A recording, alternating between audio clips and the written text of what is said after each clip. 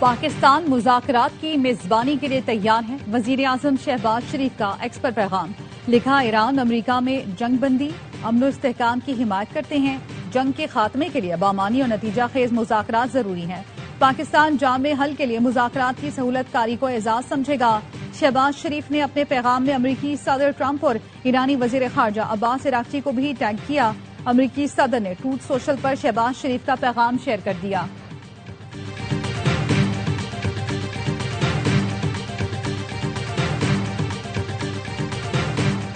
چینی وزیر خارجہ کا ایرانی ہم منصب عباس عراقچی کو فون۔ چینی وزیر خارجہ نے کہا، ایران اور امریکہ جلد امن مذاکرات کا آغاز کریں۔ سنگین مسائل کو طاقت کے بجائے مذاکرات کے ذریعے حل کیا جانا چاہیے۔ عباس عراقچی نے کہا، ایران محض عارضی جنگ بندی نہیں، تنازع کا مستقل حل چاہتا ہے۔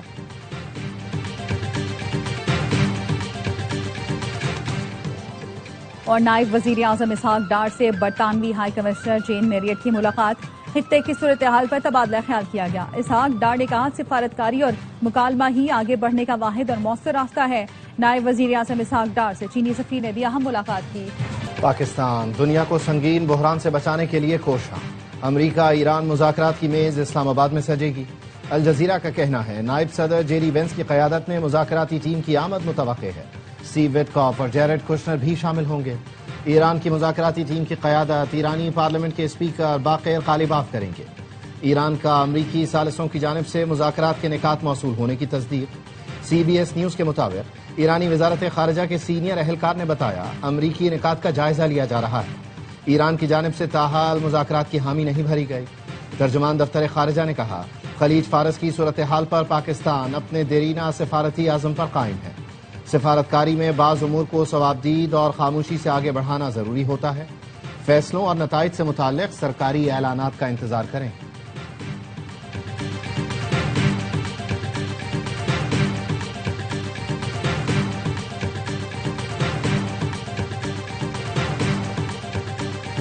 فیلڈ مارشل عاصم منیر کا امریکی صدر ٹرمپ سے رابطہ۔ برطانوی جریدے فائنینشل ٹائمز کے مطابق اتوار کو فیلڈ مارشل نے صدر ٹرمپ سے بات کی۔ وزیر اعظم شہباز شریف نے پیر کو ایرانی صدر پزشکیان سے رابطہ کیا۔ امریکہ نے 5 دن کے لیے حملے روک دیے۔ اسلام آباد میں امریکہ اور ایران کے درمیان براہ راست مذاکرات کی تجویز۔ پاکستان، ترکی اور مصر کے درمیان سفارتی رابطے تیز۔ تینوں ملکوں کے وزرائے خارجہ کی امریکی اور ایرانی نمائندوں سے بات چیت۔ برطانوی جریدے نے پاکستان کی سفارتی سرگرمیاں خطے میں اہم پیش رفت قرار دے دیں۔ واشنگٹن اور تہران دونوں تک حاصل رسائی سے پاکستان کی سفارتی اہمیت بڑھ گئی۔ ترجمان وائٹ ہاؤس نے بھی فیلڈ مارشل اور ٹرمپ کی گفتگو کی تصدیق کی۔ نائب امریکی صدر کے پاکستان جانے کے سوال پر کہا، یہ حساس سفارتی بات چیت ہے، واضح اعلان تک کچھ حتمی نہ سمجھا جائے۔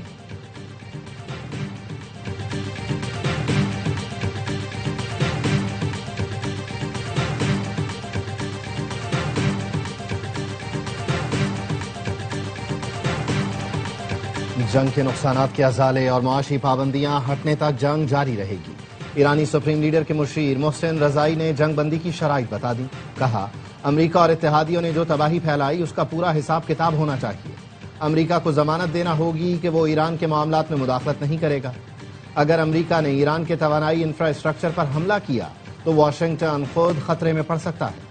ایران کی مرکزی فوجی کمان خاتم الانبیاء ہیڈ کوارٹرز کے کمانڈر نے کہا، صدر ٹرمپ زمینی حقائق بھانپ چکے، اہداف کے حصول میں ناکامی کے بعد جنگ سے فرار کا راستہ تلاش کر رہے ہیں۔ امریکہ کو صدر ٹرمپ نے اس دلدل میں دھکیلا، اب خود کو اس سے نکالنے کے لیے مختلف ملکوں سے مدد مانگ رہے ہیں۔ مکمل فتح کے حصول تک جنگ جاری رہے گی۔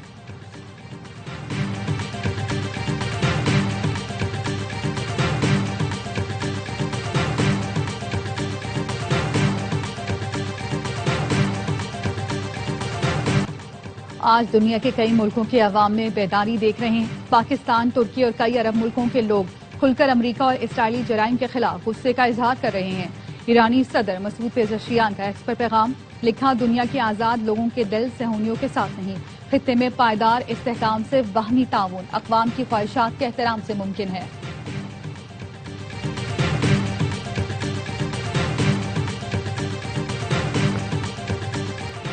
ایران کی آپریشن وعدہ صادق چہارم کے تحت حملوں کی 78ویں لہر۔ اسرائیل پر ملٹی وار ہیڈ میزائل داغ دیے۔ تل ابیب، ایلات، دیمونا سمیت مختلف اہداف کو نشانہ بنایا۔ عماد اور قدر میزائل استعمال کیے، خطے میں امریکی اہداف پر بھی حملے کیے۔ اسرائیلی حکام کا کہنا ہے تل ابیب میں 3 عمارتوں کو نقصان پہنچا، 6 افراد زخمی ہوئے۔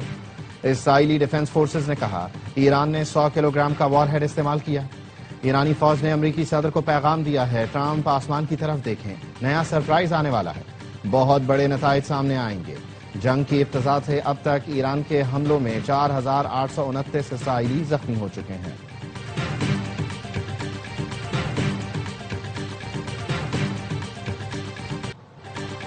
اسرائیل کی ایران پر جوہریہ تہران، تبریز، اصفہان اور کرج دھماکوں سے گونج اٹھے۔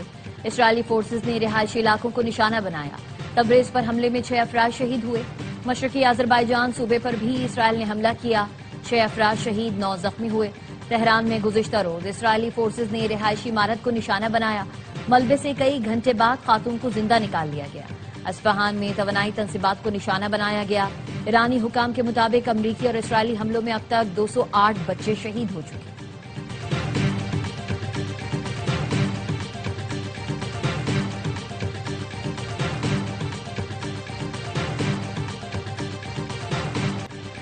اسرائیل نے لبنان پر بھی حملے تیز کر دیے۔ جنوبی بیروت میں حملوں میں 2 افراد شہید، متعدد زخمی ہوئے۔ حزب اللہ کا بھی اسرائیل کے 5 اہداف پر حملے کا دعویٰ، کہا منگل کی صبح اسرائیلی فوجیوں کے اجتماع، 1 بیرک، 1 ریڈار سائٹ اور توپ خانے کی پوزیشن کو نشانہ بنایا۔ جنوبی لبنان کے قصبے میں واقع فاطمہ گیٹ پر موجود اسرائیلی فوجیوں کو بھی راکٹ حملوں میں نشانہ بنایا گیا۔ حزب اللہ کے مطابق ڈرونز اور راکٹوں کے ذریعے شمالی اسرائیل میں 1 ریڈار سائٹ، توپ خانے کی پوزیشن پر حملے کیے گئے۔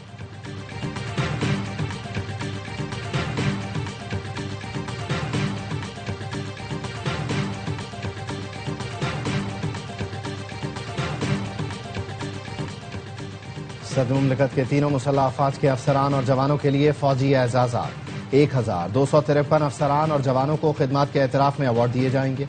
آئی ایس پی آر کے مطابق 11 افسران اور جوانوں کے لیے ستارہ بصالت، 475 کے لیے تمغہ بصالت کا اعلان کیا گیا ہے۔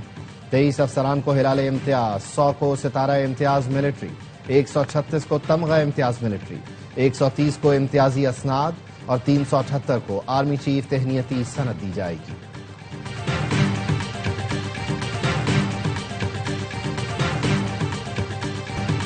بانی کو تیسرا انجیکشن لگانے سے متعلق پارٹی یا خاندان سے رابطہ نہیں کیا گیا، خفیہ طریقے سے بغیر بتائے اسپتال منتقل کیا گیا۔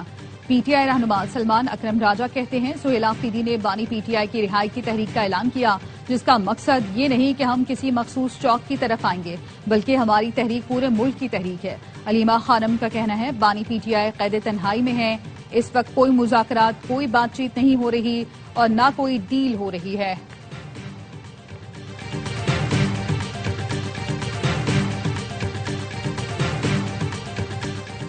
بانی پی ٹی آئی اور بشرا بی بی کی اڈیالہ جیل میں ملاقات کرا دی گئی۔ بانی اور اہلیہ کی ملاقات جیل کے کانفرنس روم میں 35 منٹ جاری رہی۔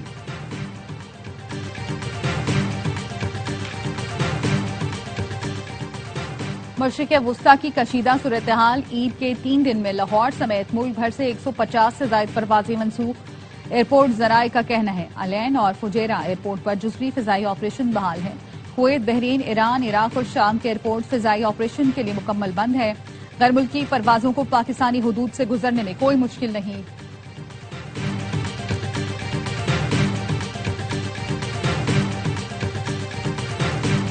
بین الاقوامی منڈی میں خام تیل کی قیمت میں پھر اضافہ، لندن برنٹ خام تیل کی قیمت 2.91% اضافے سے $101.85 فی بیرل ہو گئی۔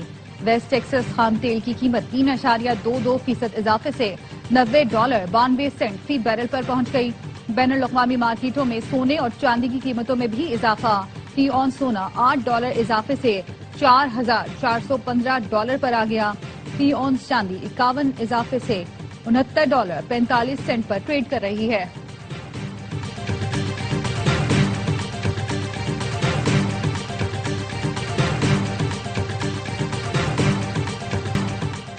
ممکنہ توانائی بحران کے باعث پنجاب میں بڑے فیصلوں کی تیاری، مارکیٹس کے اوقات کار مزید محدود کرنے، تعلیمی اداروں میں 15 اپریل تک چھٹیوں اور ہائبرڈ نظام میں تعلیم اختیار کرنے کی تجویز۔ محکمہ توانائی پنجاب نے حکومت کو نئی اہم سفارشات ارسال کر دی۔ پیٹرول اور ڈیزل کی منصفانہ تقسیم کے لیے اوپن یا ڈیجیٹل سسٹم متعارف ہوگا۔ نجی اداروں میں ورک فرام ہوم غیر ضروری تقریبات پر مکمل پابندی کی سفارش کی گئی ہے۔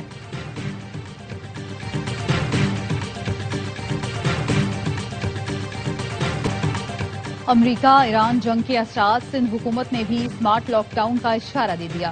وزیر بلدیات سندھ ناصر حسین شاہ کہتے ہیں ملک میں حالات معمول کے مطابق نہیں، ایران جنگ طویل ہوئی تو پاکستان سمیت پوری دنیا متاثر ہوگی، کل کی تکلیف سے بچنے کے لیے آج ہی اقدامات کرنا پڑیں گے۔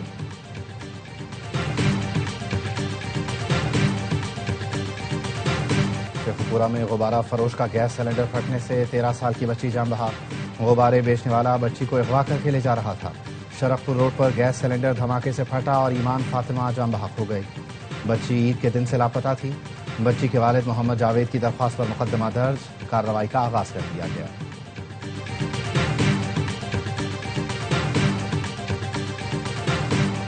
ملک بھر میں آج سے 30 مارچ تک بارشوں کی پیش گوئی، کراچی سمیت سندھ میں کل سے 29 مارچ تک تیز ہواؤں کے ساتھ بارش کا امکان۔ محکمہ موسمیات کے مطابق مغربی ہواؤں کا سلسلہ آج بلوچستان کے جنوب مغربی علاقوں میں داخل ہونے کی توقع ہے، جس کے باعث تیز ہواؤں اور موسلا دھار بارش متوقع ہے۔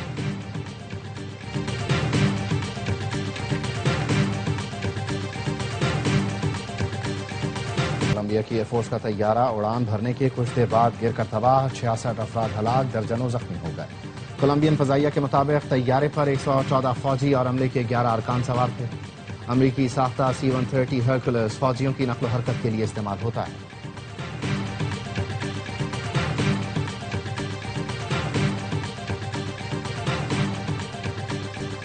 PSL 11 کا کاؤنٹ ڈاؤن جاری، ایکشن شروع ہونے میں صرف 2 دن باقی۔ PSL 11 کا آفیشیل اینتھم ریلیز کر دیا گیا۔ عاطف اسلم، آئمہ بیگ، صابری سسٹرز اور دانیہ کنول نے آواز کا جادو جگایا۔ PSL 11 کی ٹیمز کے اعزاز میں تقریب، چیئرمین PCB محسن نقوی نے ملکی و غیر ملکی کھلاڑیوں اور معزز شخصیات کا استقبال کیا۔ کہا PSL ٹاپ انٹرنیشنل برانڈ بن چکا ہے، ہم نے اسے مزید آگے لے کر جانا ہے۔ ٹیموں نے LCCA گراؤنڈ میں پریکٹس شروع کر دی۔ کراچی کنگز کی ٹیم کل سے تیاریوں کا آغاز کرے گی۔